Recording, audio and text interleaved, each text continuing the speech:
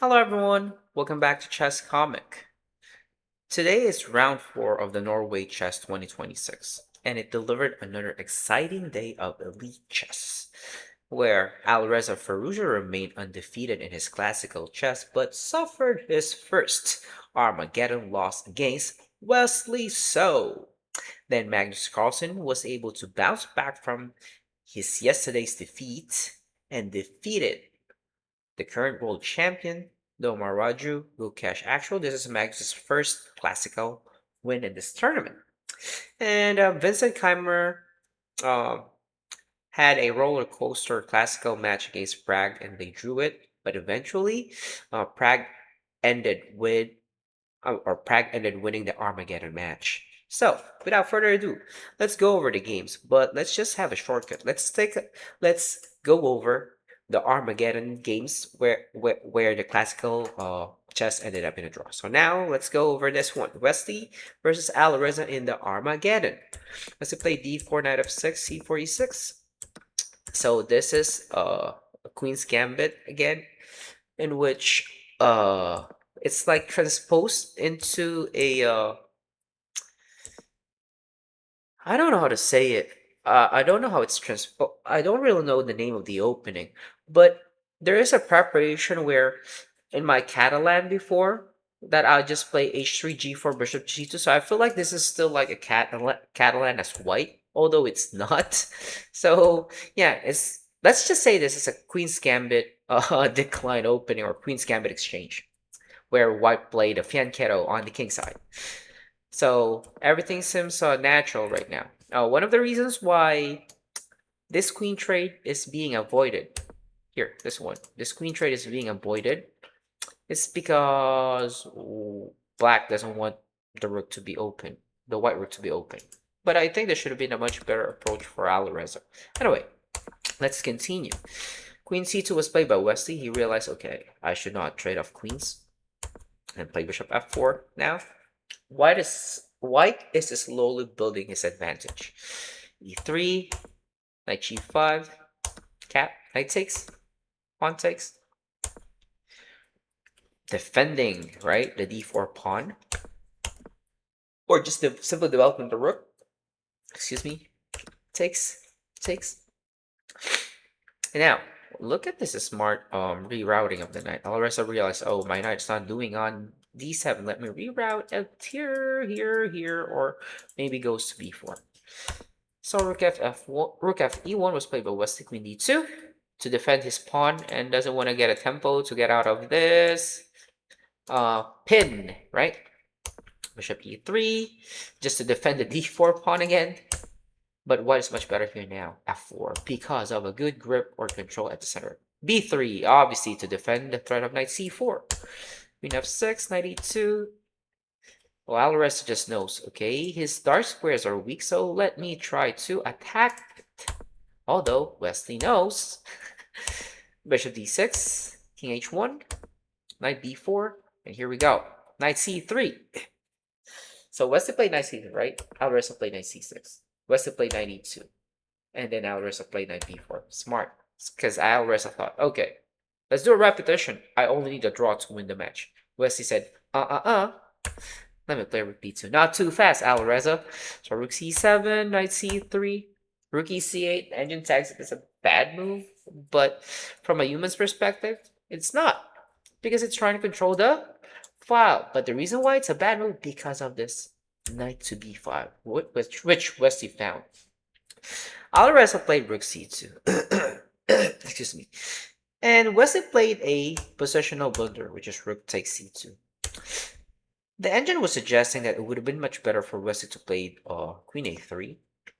Anyway, the bishop is under attack.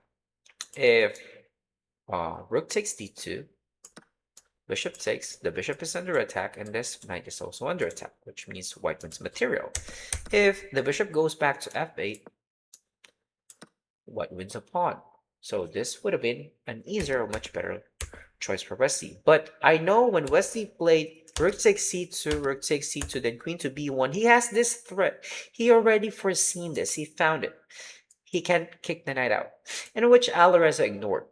Alireza moved the bishop back to f8 because he thought he can counter attack. But let me have a funny thought here. Because Wesley blundered here. Rook takes c2, right? Alireza got jealous. Huh? He blundered? I don't like that he blundered. If you think you're the only one who can blunder, I can also blunder too. Now we're even.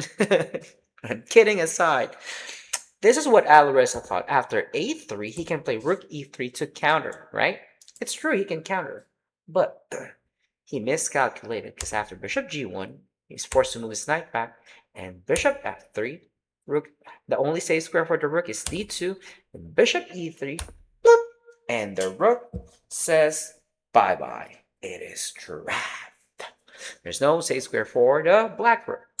Moving forward, a6 was played, Wesley took, queen d3. Yep, so now let's just fast forward because Wesley is already up by exchange. It's just a matter of time. Perfect timing here. Bishop g1, Wesley's putting his pieces on the right squares where he thinks he's good at. And look at Alireza's time. It's just down to 2 seconds. It's just completely losing.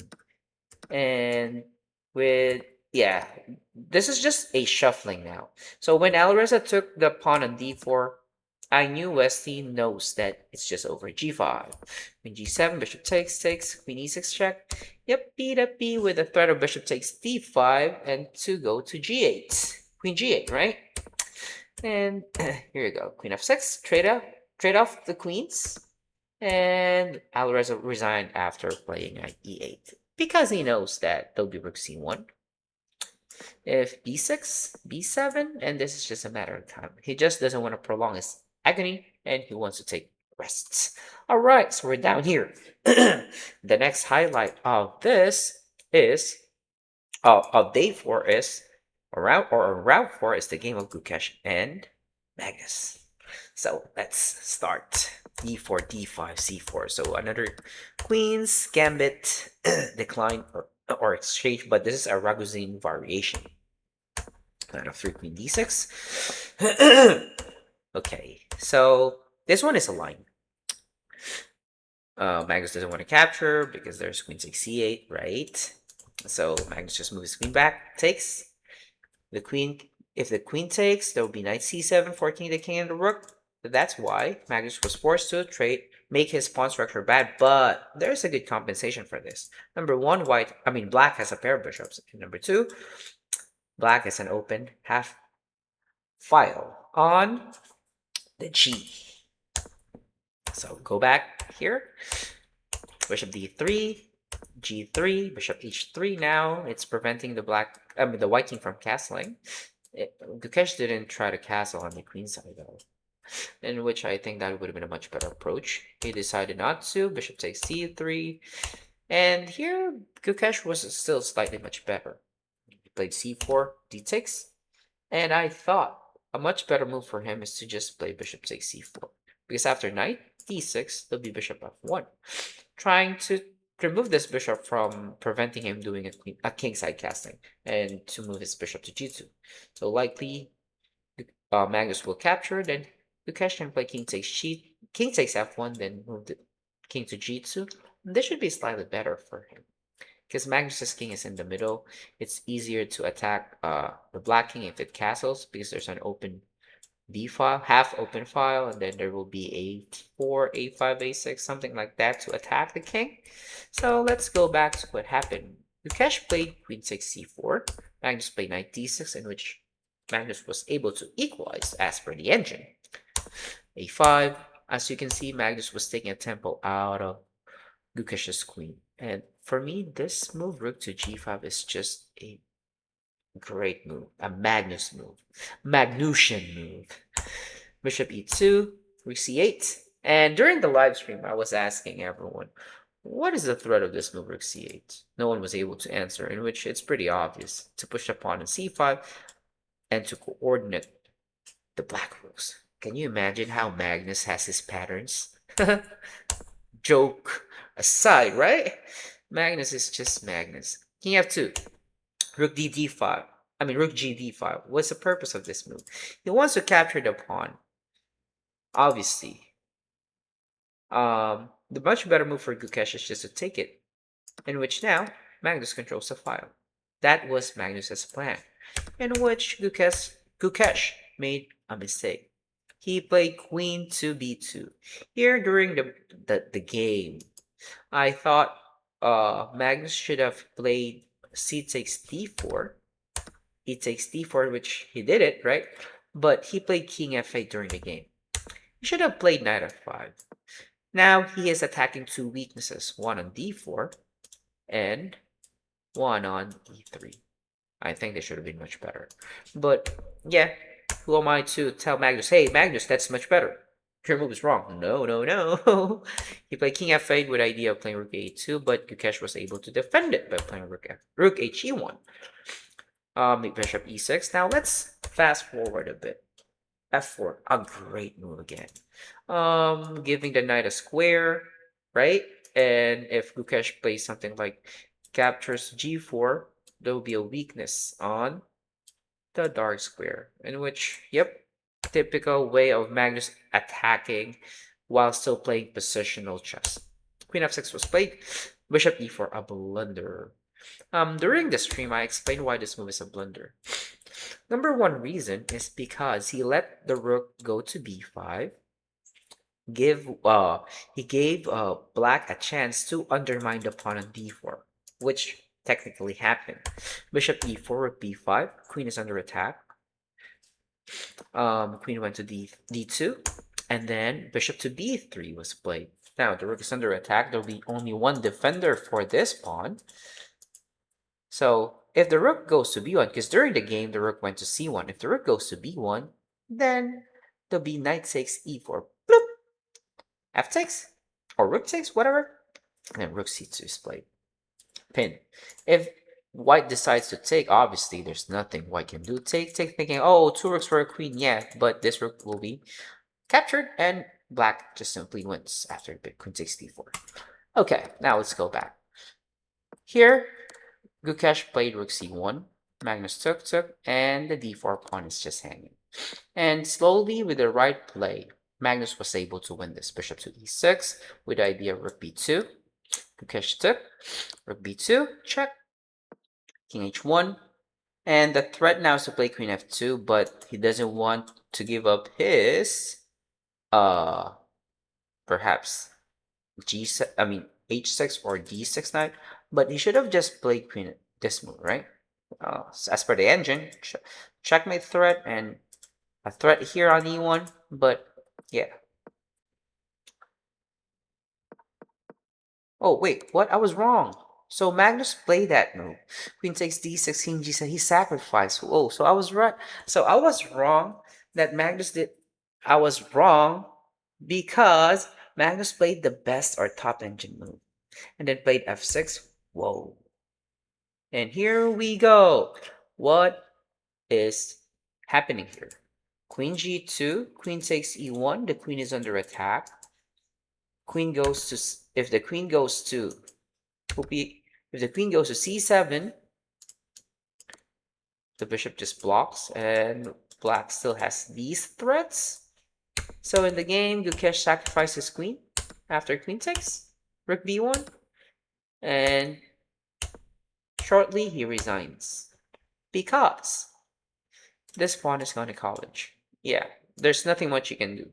The knight is not well enough to help the attack. And yeah, Magnus was able to bounce back. And now, let's move on to another exciting match between Keymer and Pragg. You know, these two, they were having a roller coaster game. I can tell, and I was saying during the stream that they were probably tired because of their straight tournaments. For example, for Pragg, candidates, Grand Chess Tour, and now Norway Chess. It was straight tournaments. For Vincent, freestyle, Grand Chess Tour, and then this one. Vincent won the freestyle. Vincent won the Grand Chess Tour, right? And then now he's playing here in Norway Chess, so they're probably tired. So now let's take a look at this match. I think for this one, Vincent wasn't really that familiar in this opening. Yep, checks. Bishop d7 took. I made a mistake. I thought, during the stream, I thought I'll just castle just to make sure my king is safe. That's what I was thinking. Shallow, right? But I would have just castled. When he took, Pragg took back. I was also thinking maybe d4 is a move, but it's a blunder because if white plays d4, it will just be taken. If queen takes, there will be knight c2 fort. If knight takes, there will be a nice tactic. Bloop! Because after queen takes, there'll be another knight cavalier fort. Ta-da! And the queen falls. And black is just up on material. So let's go back again. Back. Here, Vincent played knight e5, in which Pragg was taking a while before he played queen d4, but this was a helping move with the knight e5, because eventually should be the threat. Check, capture. The king cannot castle. If the king wants to castle, he has to trade off queens, in which if knight takes or king takes doesn't really matter. In which black only needs a draw. So this is favorable for black, right? In the game, it was almost the same, but there was a move a3, and then knight d3, trade. Queen e2 takes, king takes, knight c6. Now let's see how Vincent lost. Look, d3, e6, bishop e3, bishop e7, and he played rook c2. Come on. At their caliber, this is a shallow blunder. Knight d4. Boop, it's over. Fork. The bishop takes, the knight is pinned. So black just simply wins material. That's why Vincent resigns. All right, so much for this one. Tomorrow is going to be a rest day. But even though it's going to be a rest day, so there'll be no live coverage for us, right? But even though it's a rest day, well, perhaps I will stream my rubbish games. Or maybe not, but it depends. So I hope you guys learned from this video. And please don't forget to like, subscribe, and share the good chess vibe. See you on my next live stream, guys. Bye-bye for now.